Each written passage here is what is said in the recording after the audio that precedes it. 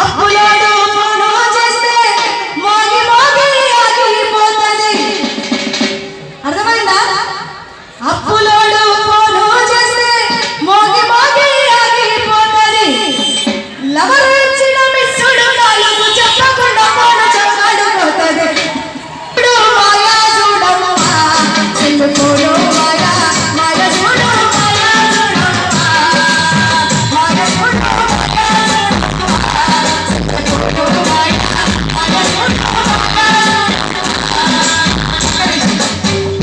అప్పటిదాకా అప్పులోడు ఫోన్ చేస్తే ఎవ్వరు ఫోన్ కూడా చూడరు, సైలెంట్ గా పెడతారు, ఇట్లా పెట్టేస్తారు.